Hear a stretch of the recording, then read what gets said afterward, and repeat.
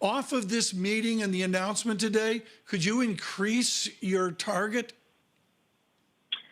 Yeah, so we increased our target early last week, doing a little bit of sort of math around their buyback and sort of the implied EPS growth that you can get. Really, under a no-growth scenario, they can drive, 4% EPS growth. And we compare it to the rest of the S&P 500, it screens favorably based off of that. So we do have some upside from here. We're at 390 for our price target. And really, most of our focus is going to be coming, from the upcoming, hopefully 5G cycle, which we expect to be sort of a, multi-year, growth prospect. If I make the assumption when you're as large as Apple, it's hard to move the needle, what does Mr. Cook not want to do today at the developers conference? They'll do the usual product launch and chip launch and all that. What's he want to avoid? What does he want to not say? Yeah, I mean, I think you touched on a little bit with some of the, the pandemic overhang. You probably want to stay away from that, really focus on the positives right now. I don't really think that there's too much from a downside of, a misstep or a misspeak. I think that a lot of it is pretty well understood. A lot of these updates today are really going to be more incremental in the margin and more nice to have. I don't really expect anything, too over the top. We discussed sort of, potential new chipsets within the Mac computer that could help out their product line. But again, those are on the margin. So I think it's going to be a little bit, like you said, just more of a celebration event than really kind of, any large driver. Mm-hmm. Robert, there's a lot to celebrate given Apple's success and how much they basically are the stock market along with a couple of other stocks.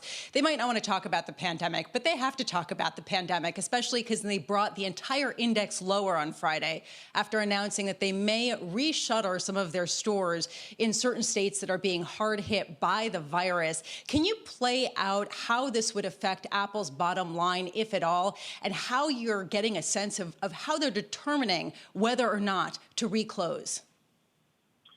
Yeah, they've shown pretty good caution. I mean, they were early to shut down in China. They've had a very measured approach coming back online. They shut down early in the United States. I think they are going to be cautious about that. But if you think high level, I think most market participants are going to be looking at sort of a longer term outlook where this is kind of a post 5G phone launch. The next few months really aren't going to be that, as important from a longer term valuation perspective. And a lot of people right now are actually going to, most likely going to be holding on to their phones. You're not going to buy, you're not going to upgrade at full price your phone right ahead of launch if you think that there's going to be this next, greatest and newest product. So if you are going to shut down, this is probably a good time to do so. But I think they're just going to be measured and be cautious and watch the data. At some point, consumer sentiment and consumer spending power has to play into Apple's success. How much is Apple recession-proof versus susceptible to some sort of hit from the fact that people are seeing their jobs get eliminated and their incomes drop?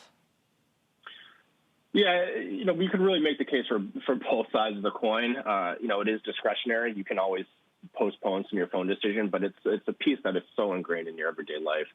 Just even from simple stuff where it can help you with your job hunt, applying to jobs online on your phone, taking phone interviews right now if you can't do it in person. There's a lot of benefits, and it's really become a strong need in your life to have a phone. So it's something that I think that you'll probably be pinching pennies elsewhere.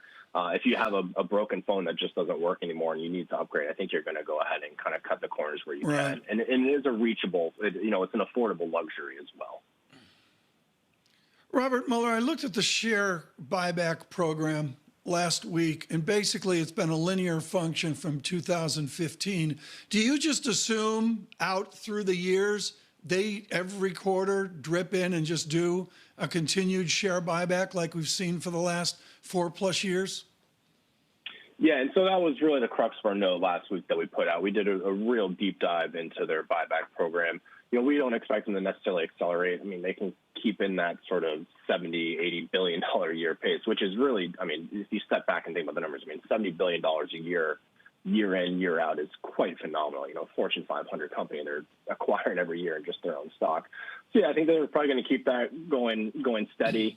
They want to get to cash neutral over time. So they've got about $100 billion that they need to work down to even reach that target. with our numbers, if there's zero organic growth, which, it's a scenario that we find unlikely, it's going to take till mid-2023 until they reach that cash neutral position. Yeah. And then if you assume even just 3 to 4% organic top line growth, we think that the $70 billion buyback pace can basically go on through the next decade with a moderate top line growth. Yeah. So, I mean, they're in a great position to continue that buyback firepower.